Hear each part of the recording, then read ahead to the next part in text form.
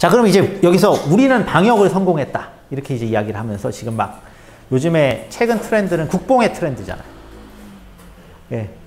한국인이 이게 자랑스럽다. 뭐 이런 이야기 하면서 이제 우리 뭐 라디오 방송은 이제 완전 국뽕 방송으로 완전히 재편된 지 오래됐고, 한국이 이제 뭔가 자랑스럽고 이제 한국의 어떤 이 시스템이 대단한 것처럼. 근데 이게 우리가 어떤 사회적인 합의나 아니면은 그런 민주주의적인 측면에서 어떤 나름 우리가 더 민주주의적인 측면에서 강한 부분도 있겠지만 그래서만은 아니에요. 이거를 너무 이렇게 좀 객관적으로 볼 필요가 있다는 거예요. 첫 번째는 우리는 이 2015년에 메르스가 엄청나게 큰 교훈을 준 나라예요. 메르스 때 전 세계에서 있을 수도 없는 일이죠. 그 메르스는 1m, 2m밖에 안 날아가는 비말 감염에다가 전염력도 높지 않은데 대학병원, 삼성서울병원이라는 응급실을 초토화시키고 대학병원 하나를 그냥 홀라당 날렸잖아요.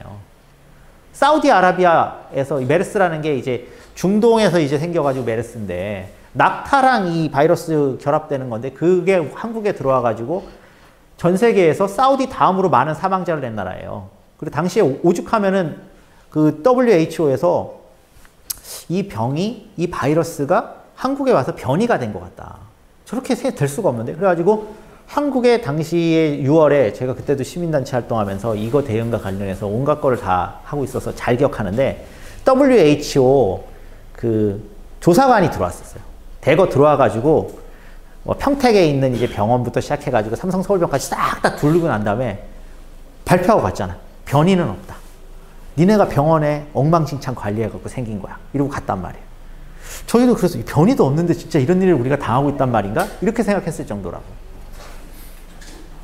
당시에 그리고 뭐 아시겠지만 이 비밀주의가 되게 심했잖아요. 박근혜 정부가 6월 5일인가? 그때 삼성서울병원에 진짜 꽤 생겼을 때까지도 환자 몇 번 환자 하고 병원도 A병원, B병원 해가지고 그게 어느 병원인지 안 알려줬어요. 삼성서울병원 위에서. 그래서 삼성서울병원에 다른 환자들 다 가고 그랬던 거잖아요. 그리고 병원 내 감염이었고 감염 관리가 안 되고 있었고 접촉자 추적 같은 것도 하나도 안 되고 있었죠, 그때는. 그래서 이게 끝나고 나서 어떤 교훈을 얻었느냐. 일단 역학조사랑 방역은 잘 해야겠구나. 그리고 우리 되게 그런 수준이 미약하다는 걸 알게 되고 그래서 질병관리청이 지금은 질병관리본부를 또 강화하고 역학조사관 강화하고 그런 계기가 됐죠. 두 번째는 이 진단시약이 우리가 되게 빨리 도입했는데 아까 독일 키트 개발하고 우리가 얼마 안 됐었는데 이거 진단시약 왜 빨리 도입했느냐. 이게 메르스 때문이에요. 메르스 때 진단시약 없어가지고 또 외국 거 수입하고 그러면서 이걸로 한 달 잡아먹었거든요. 그래서 진단시약을 얼마나 빨리 요즘에 도입하냐면 각 대학병원의 그 진단검사 그 임상병리실 자체가 우리는 되게 강화가 돼 있어요. 그리고 그 강화가 된 이유 중에 하나가 이것도 있어요. 과잉진단. 한국은 진료를 할 때 행위로 돈을 버는 나라가 아니고요. 검사로 돈을 버는 나라입니다. 그래가지고 대학병원에서 제일 비대한 게 MRI, CT실만큼 임상진단이에요. 거기다 요즘에 또 각종 그 비급여로 뭐 유전자 검사, 유전체 검사 이상한 거 뭐 무슨 유전자 검사해준 그런 것도 거기 다 갖다 놨어요, 장비를. 그래서 장비가 좋아요. 특이하게 하면. 그리고 검진이 산업인 나라예요, 우리는. 요 세 가지가 사실은 이거의 역작용이라고 저는 보는데 이래가지고 진단시약이 아마 전 세계에서 가장 빨리 개발되고 보급이 될 수 있는 형편이었던 거예요. 왜냐하면 이게 돈이 되는 나라니까. 좋은 일만은 아니었지만 어쨌든 우연찮게 그래서 이 부분을 제가 뭐 3, 4월에도 이렇게 하고 다녔는데 사람들이 그때도 동의를 하는 사람이 있었거든요. 얻어 걸렸다. 이렇게 보면 돼요. 얻어 걸렸다. 그러니까 나쁜 짓을 좀 하다가 그게 약간 우연찮게 얻어 걸린 거예요. 이렇게 얻어 걸렸는데 그럼 이걸로 끝이냐?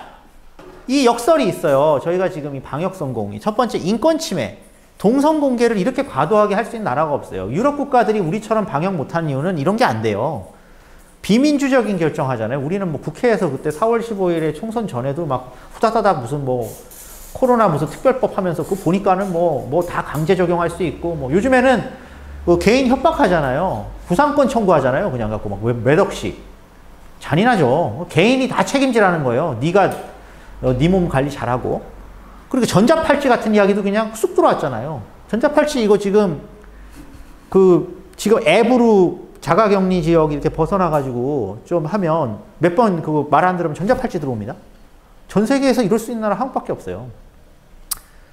감시 체계, 감시 테크놀로지를 극도로 활용하는 나라예요. 우리 중국 욕하는데 누가 뭐 중국은 얼굴 안면인식 기술이 좋아서 그걸 가지고 뭐 사람을, 중국도 이런 식으로 강력한 진짜 이런 걸로 우리처럼 하는지는 저는 모르겠어요. 일단 뭐 중국도 만만치 않긴 하지만. 그리고 이제 두 번째는 민간 주도로 이 검체 채취랑 이게 진행이 돼요. 그러면서 민간 병원 자체 방역이나 검체 수탁 기관에 대한 찬사가 되게 많아요. 근데 이건 사실 대단히 웃기는 일이에요. 그리고 방역이 성공하니까 치료도 잘 됐다고 하는 이런 착각을 하는 사람이 많아요. 그럼 뒷부분에 좀 설명을 드리겠고, 그 다음에 이게 네 번째가 이게 중요한데, 사회 경제적 대응에 대한 비판 기능이 진짜 거의 지금 상실되고 있어요. 자, 첫 번째로 우리 정은경 질병관리청장이 그때 한번 나와서 본인도 아프면 쉴 수 있는 사회가 된다고 좋은 이야기 했잖아요. 그럼 아프면 쉴 수 있는 사회가 되려면 우리가 기본적으로 무급병가, 유급병가 같은 거는 근로기준법에 다 들어있고, 그리고 더 나가서 ILO에서 그 규정하고 OECD 국가 중에 미국하고 스위스하고 우리만 없는 상병수당 이런 제도들이 지금 당장 도입이 돼야 될 거 아니에요. 코로나로 이런 거죠. 지금 유럽 국가들이나 이런 데는 코로나 걸렸어라고 하면 진단서 없이도 일주일씩 그냥 집에 있을 수 있는 거예요. 우리는 안 되는 거 아니에요. 코로나 진짜 걸렸어? 사업주가 물어보는 거 아니에요. 그런 게 이제 사회 경제적인 대응이잖아요. 거기에 대해서 지금 우리는 뭐를 했냐는 거예요, 지금까지. 지난 10개월 동안 한 게 하나도 없어요. 상병수당은 제가 뒤에 잠깐 이야기했지만, 상병수당 관련해서 막 이야기를 막 하니까 5월쯤에 이제 4월 그때 총선 때 막 이야기하니까 민주당에서 우리 상병수당 뭐 좀 긍정적으로 이제는 ILO에서도 이야기했고 국가인권위에서도 이야기했고 쪽팔리다. 전 세계에 상병수당 없는 나라, 이상한 나라. 이래가지고 이야기하더니 한국판 뉴딜에 딱 한자 들어간 게 내년에 연구 용역을 하고 내후년에 저소득층 대상으로 시범사업 하겠다는 거예요. 그럼 언제 하겠다는 거예요? 저소득층 대상 시범사업 하면 20년 있다가 해요, 이 나라는.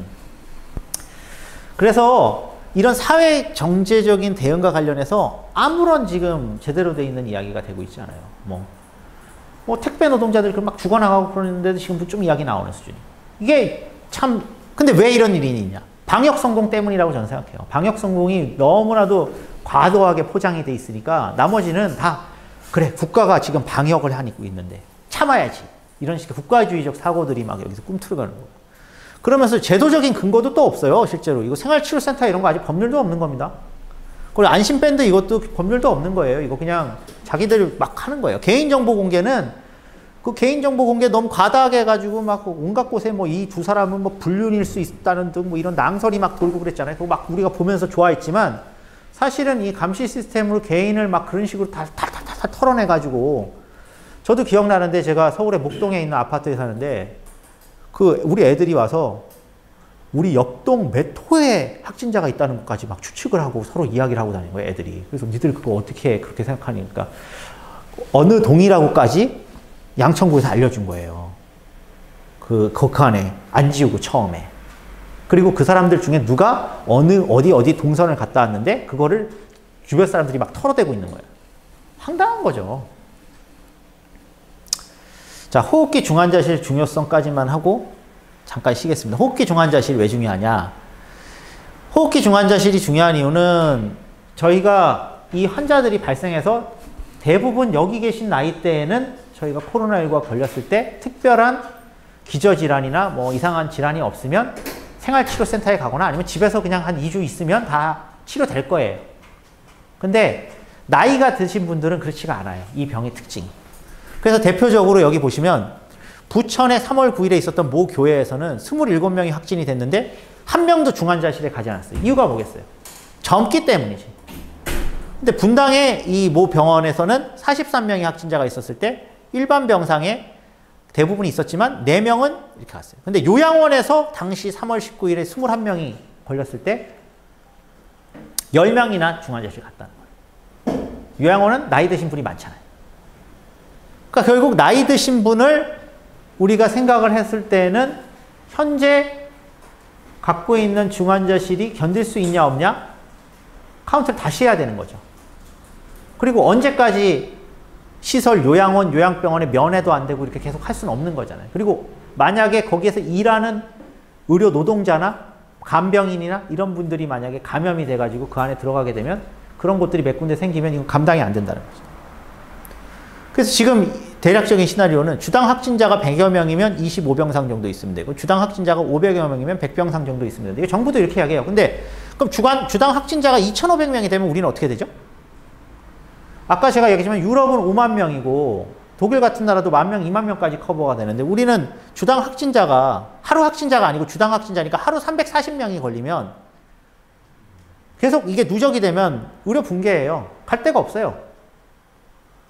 저희 8월 말에 그 경기도랑 몇 곳에서는 중환자실 다 차가지고 이제 거꾸로 경기도에 있는 환자를 막 지방에 보냈잖아요. 그러니까 그 정도로 병상이 중요합니다. 중환자실이. 사실 코로나19는. 근데 중환자실이 중요한데 중환자실을 하나도 안 늘린다는 거예요. 그럼 중환자실 숫자를 대충 봤을 때 인구 대비 중환자실 숫자에서 이제 한국이 한 중간 정도는 돼요. 근데 이제 이 한국의 이 중환자실 10.6개는 대부분이 다 민간병원에 있다는 거예요. 그리고 그 민간병원은 민간 자원이잖아요. 정부가 마음대로 갖다 쓸 수가 없어요. 대구에서도 민간의 중환자실들을 거의 못 썼습니다. 그리고 이제 이 민간 병원의 중환자실은 우리 그 시장화되어 있는 어떤 시스템들이 똑같이 벌어지는 일인데 이 체리 피킹이라고 아주 쉬운 환자들만 민간 아산병원이나 이런 데 데려가는 경향이 있어요. 자기들이 딱 컬렉션 해가지고. 힘들고 진짜 그런 대학병원에서 중환자실을 봐야 되는 사람은 코로나 환자 돈 안 되잖아요. 중환자실 어차피 채워봤자. 또 훨씬 더 많은 비용이 들어가죠. 뭐 방호복도 입고 들어가야 되고 치료하는데도 사람도 많이 들어가고. 그러니까 그렇게 안 한다는 거죠. 그래서 이제 여기서 중요한 부분은 한국이 그러면 치료를 잘했다고 해가지고 저희가 봤지만 코로나 바이러스 나이에 따른 치명률을 봤을 때 그렇지가 않아요. 한국이 사람이 적지만은 70세에서 79세를 보시게 되면 한국이 치명률이 6.3%예요. 근데 여기 보시면 의료가 붕괴가 됐다고 하는 스페인이 4.8%거든요. 여기 독일은 나오지도 않아요. 독일은 너무 낮기 때문에. 무슨 이야기냐? 한국이 지금 갖고 있는 여러 가지 데이터들은 첫 번째는 방역 성공이고 두 번째는 나이가 젊은 사람이 많이 걸리기 때문이에요. 우리가 6월이나 이럴 때도 이태원에서 이렇게 젊은 사람들이잖아요. 이태원에 가서 뭐 파티하는 사람이 젊은 사람이죠. 우리는 지금 다 젊은 사람들이 많이 걸리는 거예요. 진짜 나이 든 사람이 제대로 걸리기 시작하면 이게 어떻게 될지 모르는 거죠. 물론 젊은 사람들이 걸리지만 그 젊은 사람들 걸리는 것도 막아서 나이 든 사람한테까지 걸리는 거를 전파되는 거를 막는 효과는 있죠. 그러니까 방역이 중요하긴 합니다만 이런 상황이다. 우리가 나이를 이렇게 보정해서 봤을 때 그렇게까지 치료를 잘하고 있는 게 아니다. 이 부분은 나이 보정을 했을 때 이제 대구 경북에서 있었던 것만 가지고 데이터를 봐도 서울대 의대 홈페이지에서 다시 봤을 때 이게 당시에는 막 이렇게 다른 나라들 이렇게 보면 뭐 스웨덴이나 영국이나 이탈리아나 보면 막 이렇게 막 치명률이 높고 막 우리는 막 진짜 치명률이 되게 낮은 걸로 나오거든요. 2.4. 근데 이거를 인구 보정, 연령 보정을 하잖아요. 연령 보정을 하면은 여기 봤을 때 이런 나라들 3.7 독일, 그 다음에 2.9 포르투갈 이런 나라들에 비해서 별로 잘하는 게 아니에요. 그러니까 우리가 치료를 잘했다고 하는 거는 완전히 거짓말이라는 점을 재차 말씀드리고 싶고 방역 성공만 한 거다. 실제 현상은 뭐였냐? 대구에서 3월 초에 확진자가 2,300명이 병상이 없어서 집에서 대기했어요. 우리도 똑같이 이탈리아처럼 될 수 있었는데 이 사람들이 다 아까도 얘기했지만 젊은 사람들이었던 거예요. 이탈리아는 전부 요양원이나 이런 데가 다 감염돼가지고 아니면 거기는 집에서도 노인들이 다 그때는 일제히 그 확산이 되면서 걸려가지고 문제가 됐다면 그리고 이 75명 중에 17명은 입원도 못하고 사망했고요. 지방 또 지역 의료원에서 밀려난 환자들은 이건 이제 부수적인 문제죠. 코로나랑 상관없이 의료원은 대부분 다 우리가 공공의료기관은 저소득층들이나 이런 취약계층들이 진료를 하는데 이 사람들 진료를 못해요. 그 제가 알기로도 부산의료원과 관련해서도 들은 이야기, 부산의료원에 가서 항상 투석하고 하던 환자분이 일주일인가 투석을 못해가지고 폐부종이 와서 사망한 것도 있었고 그걸 그러니까 공공병원이 코로나 대응하느라고 그 환자가 못 가서다라고 딱 집어서 이야기를 못하지만 그 사람은 죽은 거예요. 하지만 실제로 그거를 조사를 하면 나올 수밖에 없는 거고. 근데 이런 부분을 연구하는 사람도 없어요, 우리는. 유럽은 이런 거 연구하는 사람들이 있죠. 왜냐하면 아무래도 거기에 이제 그런 어떤 사회민주주의라든가 아니면은 뭐 좌파의 어떤 그런 영향력 하에 있는 그런 프로젝트들이 있는데 우리는 이거 연구를 한 사람이 없어요. 지금 이게 어떻게 됐는지 우리 몰라요. 공공병상이 부족하기 때문이죠, 사실. 민간 병원을 제외 일부 말고는 병상을 내놓지를 않았어요, 그때 대구에서. 가장 충격적인 거는 대구 경북 지역의 코로나19 사망자의 70%, 사망자의 70%가 인공호흡기를 못 해봤다는 거예요. 코로나19에서 제일 중환자한테 가면 하는 게 에크모라고 밖에서 심장 대신에 이렇게 순환 돌리는 게 있거든요. 그걸 하고 그 외에 이제 또 콩팥도 망가지잖아요. 그러니까 이제 밖에서 또 투석하는 CRRT라는 장비를 돌리거든요. 그런 것까지는 생각도 할 수가 없고 이게 호흡기 질환 병이기 때문에 폐에서 폐호흡이 안 되거든요. 그 부분을 커버해야 되는 게 인공호흡기인데 인공호흡기를 70%가 못했다는 거는 대구 경북에서 사실상은 의료 붕괴가 왔다고 봐야 돼요. 근데 이 이야기를 제대로 하는 사람이 없다. 뭐 이것도 이제 제가 아까 이야기한 대로 2월 부산의 고열로 119 구급대가 7곳 응급실을 연락했지만 코로나19 의심되는 거절해서 다음날 새벽 사망. 3월에 40도까지 끓는데 코로나19 방치된 17세 정리여군 사망. 그리고 이제 실제로 통계적으로 봤을 때 1분기 사망자 수가 전년 대비 10.6%가 대구에서 늘었고 경북은 9.5%가 늘어서 900여 명이 초과가 사망했는데 그 이유는 뭐냐? 코로나19에 걸렸기 때문이 아니라 코로나19 대응한다고 다른 의료 시스템들을 돌아가지 않아서 사망한 거죠.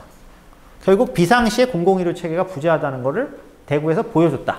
이렇게 말씀드릴 수 있고 이 외에도 데이터를 더 가지고 가야 되는데 연구를 할 수가 없는 어떤 데이터의 어떤 통제성이 있고 그 다음에 연구를 한 사람이 지금 많지가 않다.